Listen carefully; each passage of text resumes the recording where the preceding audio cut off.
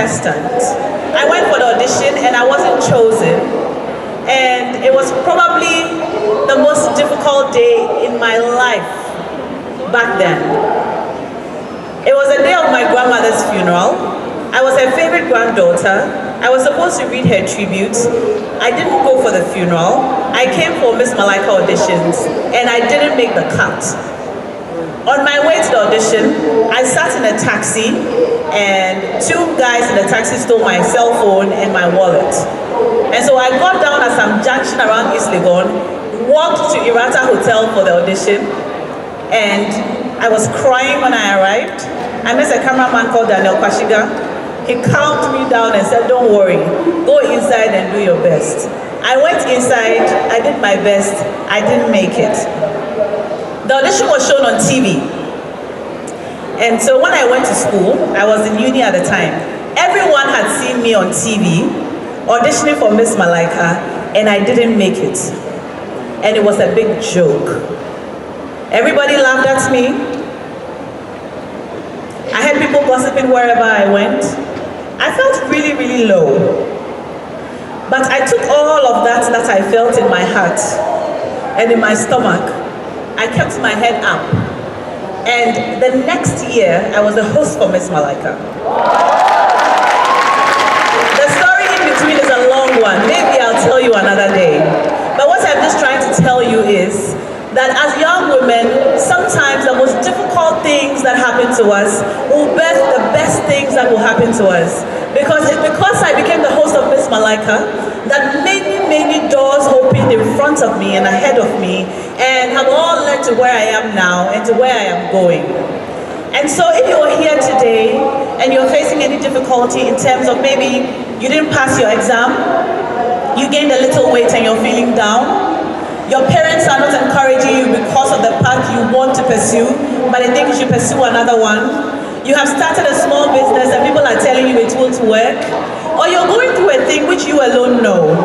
I want to tell you that it is possible that this difficult downtime is what will open the door to the big things that will happen ahead of you.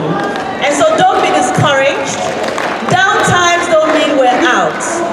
Sometimes it is a thing that helps you sit back and reflect and think, what can I do to overcome?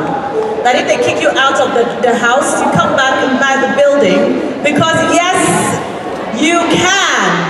Amen? Amen. Now, that's not why I'm here. I'm here because the platform that gave me all these opportunities, Miss Malaika, is opening up for more young people to join in and take advantage of all that Miss Malaika represents. Miss Malaika represents courage, growth, empowering young women, and giving young women the platform to be more. We have a new tribe called the Malaika tribe, which is starting on campuses all across the country. This afternoon, we have some of our executives from the Malaika Tribe, University of Ghana campus. Are you here? Are you here? A round of applause for them. Please join me on stage.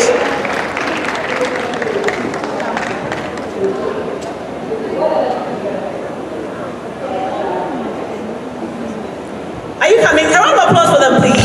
These young women are going to lead the charge on the University of Ghana campus. And so if you're here from other campuses, look out for the Malaika tribe on your campus as we open up the gates of Miss Malaika and all it represents for more young women to be a part of it. And this afternoon we're going to launch the Malaika tribe. You can call it a sorority on campus for young girls who believe in themselves, who aspire to believe in themselves, and who can help other young girls believe in themselves, because we want to go together. Not just some of us, but all of us. Now with a very big round of applause and a loud yeah, I want you to help me welcome up on stage the woman who has made it possible from day one, Mrs. Teresa Ayoade. A round of applause for her, please.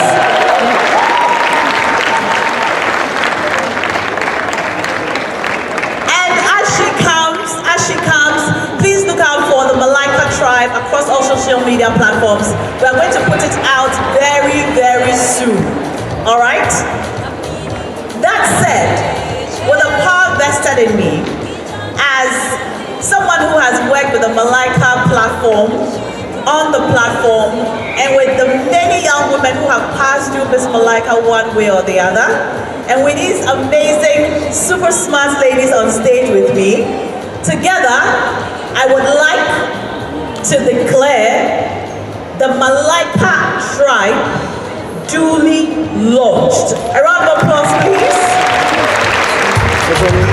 Can we all say Malaika Tribe? Yes, we can. 3 times. Yes, we can. Yes, we can. Yes, we can. Malaika Tribe, a round of applause, please.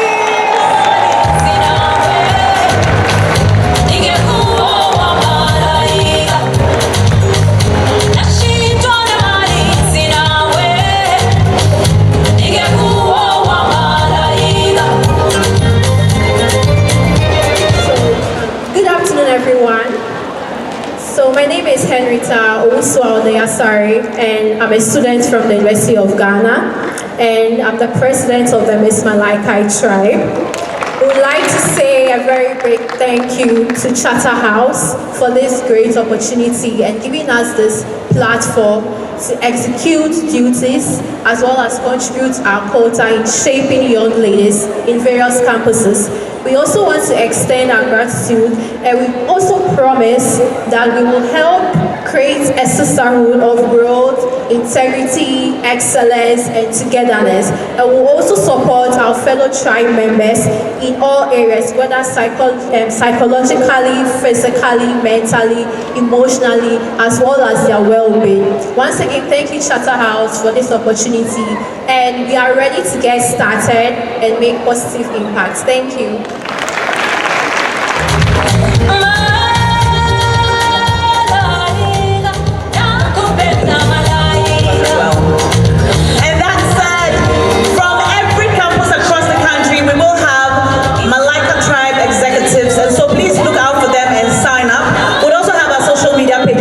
Soon.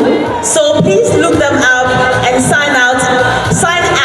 I beg your pardon. If you are not in the university but you have younger sisters or friends in the university, please encourage them to sign up. It doesn't mean you are going to take part in the pageant if you don't want to take part in the pageant.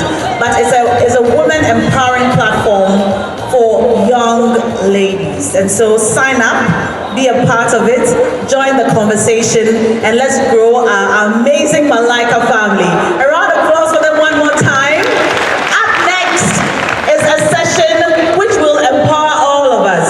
I was really hoping that I'll be here for this session with MTN. They're going to be teaching all of us the things that we need to know to move from where we are to where we want to go. Now I know this is something you want to be a part of, so please sit tight while our team from MTN take over for the next part of the program. Thank you so much. So if we as women understand the gender policy, we will not be harsh to other women. Because most times we as women entrepreneurs who have the opportunity to create jobs for other women are very harsh, because most of us do not understand the gender policy. That we as women have the reproductive and the productive role to play. You have to reproduce, you also have to produce as a woman. So thank you very much for throwing light on that, and I'll continue to do it. And most of my women, the staff, they want to get pregnant because of the way I pamper the pregnant women. Thank you so let much. that go down to all of us as female entrepreneurs. Thank you so much. That's a very good communication, your interaction with people. When is the breaking point? When did you get to know that this is what I want to do? Like, this is what I want to venture in. Maybe you want to venture in. Like, what should inform you? Because passion is there, but there should be something that will align you to choose this path in entrepreneurship. Any one of you wants to go, problem that you see around you, you've got dynamite. So the fact that you've identified that you have something as a passion, it's great. It's always, purpose drives us through the difficult times, because entrepreneurship is very, very difficult. Leadership is very, very difficult. If you're going to become a home foods, it's a long journey. So the passion, the dream has to drive you, but you need to solve a real problem and identify who is buying, who's your customer, and grow that customer base. So I wish you well. Thank you. Thank you. Mr. Speaker, why is there always time when you people are making this committee? You always leave the women behind, you know? So it's on and it's everywhere. Now, coming back to your question, that how can political women find our way of? I believe that if we have a lot of engagement, networking, you know, and also to put some policies in place that will help women. For instance, these days when we are going for elections, they give women some priorities. That let's say if the men are paying for the funds for 20,000, they allow women to pay 10,000. And so I think those are some of the benefits they help women with, so that we can all come up together. But still, there are so many women who are afraid of coming into the political arena. So I believe that mentoring, by trying to help some of the young ones understand that it is okay to work in there. Sometimes, believe me, it's not easy. If I had to go to the constituency, come back home to prepare food for the kids, you know, sometimes you have a lot to do in the constituency. The kids are in the house. Sometimes for like a month, I haven't seen my children. I only have to call and find out, are you guys okay? What do you need? I send money, go to the market and go and buy this and keep for them.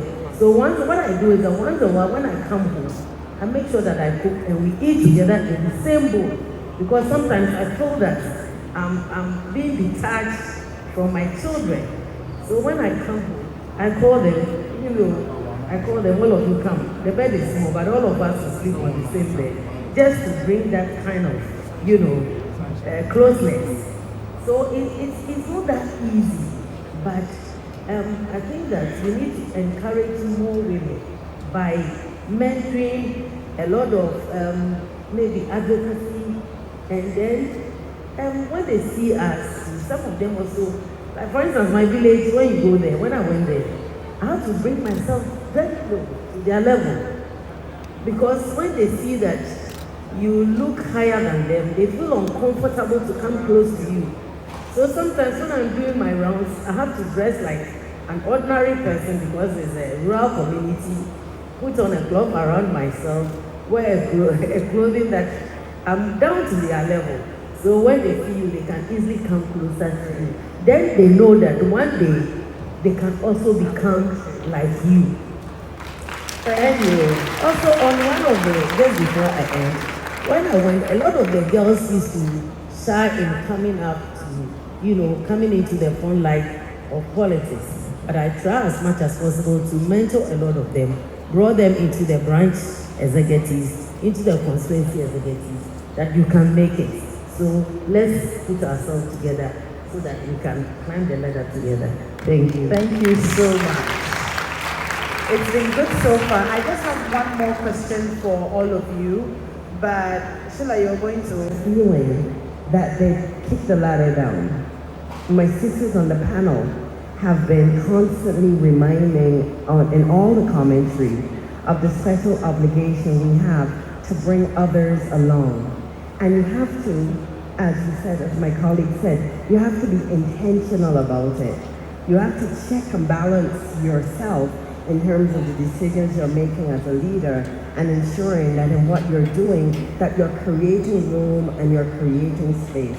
It's simple. One of the things I've observed being part of leadership is very often we forget that young women look to us for examples. So by the time we have reached a certain level in our career, we often have assistance, we have support at home, we're able to do so much more because of that. And sometimes the view is, when women are watching us, is can I have it all like her? Is she able to have it all? She looks like she has it all. And I'm here to say sometimes for us in professional spaces, we don't actually have it all. We do have to have support. We make a lot of sacrifices to be where we are. But it's important, I think, as young women to recognize that for us who have paved the way and for us that are opening the doors for others to come through, is to have that confidence to step in where those opportunities are created. So I do believe the adage, can we have it all? That is the mentoring question that I get most when I engage with young women. I usually say, we can have it all as a woman, the marriage, the family, the career, but I usually have to say that you have to pace yourself. And at certain times of your life, certain things take precedence. When you have children and they're very young, you're only gonna have one shot at building a solid foundation as a mother. So when children are very young, certain things have to give. So it's a constant give and take, and I think that mentoring role is to allow women that space to understand that none of us get it right. Sometimes we make spectacular errors, but the key thing is to recognize that we're human and that we will grow and we learn at every stage of our career. And that's what mentoring and supporting, I think, always has to be, that human side of an accomplishment. Thank you very much. Thank you so much. I'll come to you, Janet. You have been able to successfully transition so we can learn. Thank you very much. So let's, once again, I always come from a certain different perspective. And my perspective is that mentoring comes in so many forms. And just last year, there was an aspect of mentoring that maybe apart from the one that we learned in corporate just jumped in to me. And that was the aspect of feedback and criticisms. And this happened on Ghana Was Beautiful. When was this? Somewhere in September last year. Titiaka. You guys remember Titiaka? The winner, right? Mm-hmm. There was a performance, and it was around cultural performance. And the task came when she had to write a text or an exam. And she prepared. Titiaka did all her best, and she prepared. And she came to perform on stage. And Dr. Dobaji, she was one of the guests. Charlie, this is serious. I didn't get it. After all this, but you know what? That smart girl went back and said she didn't get it. It means there was a gap in my performance. So in mentoring, in feedback, somebody will identify a gap in your capabilities, in your skills, in your mindset, in something, and would like to reorient your thinking. So why have I been successful is there was a challenge to me in Switzerland. And that was very earlier on in my career in Nestle. And the question was, what do you do in Nestle? What do I do in Nestle? I was the brand manager. Hello, I had my complimentary card and everything. What do you do in Nestle? I said, I'm the brand manager of Maggi. And he says, no, you are not a brand manager. Fast forward. This guy forced me to think that in my role and in Nestle's role, I was actually helping women to provide nutritious meals for their families. That was my role, and not as a brand manager of Maggi. So back, I never had a boring moment in my career because I always thought, what's the solution I was bringing to the consumer? What was the solution? So I always had new ideas. So I'm challenging you, think solution. Don't think your title. You are not a CEO, you are not an MD. What is the solution you're bringing to people? So from that perspective, of course, I went on to be the first this, the first then, and maybe the biggest challenge to me was to become the chairperson of EWL. Because these are women leaders, the likes of Mady and Co. And you're supposed to be the chairperson. That was the biggest challenge, yeah? But I tapped into the I can do it. And back to the Affirmative Action Act, 30% by 2026, a key decision maker. I mean, who said we can't do it? We are, in fact, God, I believe strongly that God made us to be nurturing because you carry this. Even if you don't carry it, if you look after somebody, immediately, innately, you're a multiplier, right? You're resourceful, right?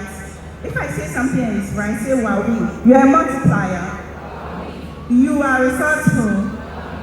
Oh, the Wawi is weak. Well, you are a natural and you can grow. It's born in you.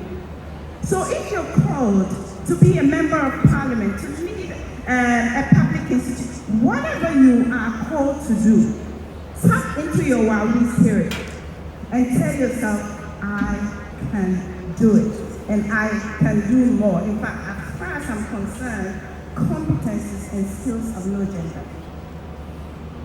And that's, I am so strong in the work that I do that when I am absent, my name is stronger than when I'm present. Do you get me? Most of the time in the corporate environment, you'll be told you need a sponsor. When you're not there, the sponsor, let your words speak for you. Be deliberate about it. Build your brand in such a way that when you're not there, your brand speaks stronger than when you're there. And the intention, don't depend on anybody. Of course, we all need help. Hello? Of course, we all need help.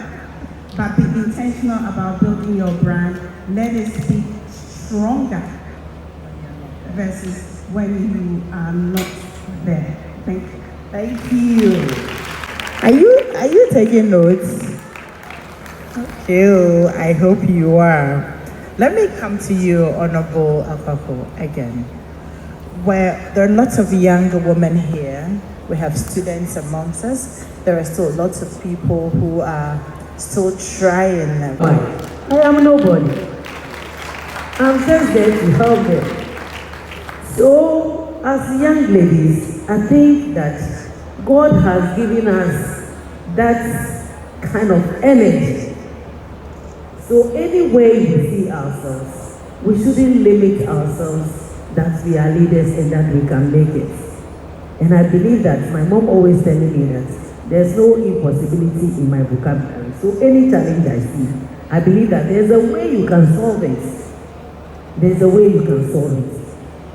Being a politician, being a leader, is like, putting yourself out there to serve your nation, to serve your people. As simple as that, nothing else. Maybe, to be honest with you, when it comes to the political aspect of it, it's something different. Believe me, a lot of people are MPs. When they are coming to parliament, I'm like, oh, let me go there and help my people. This one is not doing well. The roads are bad. We don't have potable water. Our areas are not clean. But when you enter parliament, it's a different thing. It's not what you hear. Yeah. So I believe that just cycling your mind that you want to serve your nation, you want to serve your people, you want to help your people. That should be what you should put at the back of your mind, and not to think that you are going to be a boss over anybody. Because when you try to show the bossiness and the constituents decide to take the power from you, you are powerless. You are nobody without them. Like in the Akan language, you say, one swa no one swa no. Obi no be swa. You can carry yourself. So if you respect the people who will carry you, they will go and throw you somewhere. Alright. So I believe that as young ladies and young men and people who are aspiring to go into politics and to leadership, we should always see ourselves that we really want to help. Right. Even in entrepreneurship. When you are cooking for somebody, when you are doing anything for someone, let them know that it is not for you, but you want to help others. You want to see that you give them the best. And I believe that when you have this at the back of your mind, you will go far as a leader. Thank you. So at the heart of... Lady, my final question. See successful women and assuming that everybody here got straight A's and everybody here was super brilliant And so if you are not getting straight A's, then this is not possible for you. That is not the case. It is about perseverance and finding what you are good at. Some people are very good at passing exams. Some people are very good at caring for others. Some people, I don't know, are good at agriculture. You have to find what you are good at. And that means that you may not get all A's, but you have to persevere. We all know education is important. So you will persevere. But when you persevere and when you are conscientious, and if you are lucky enough to identify that which you are good at, you will become successful.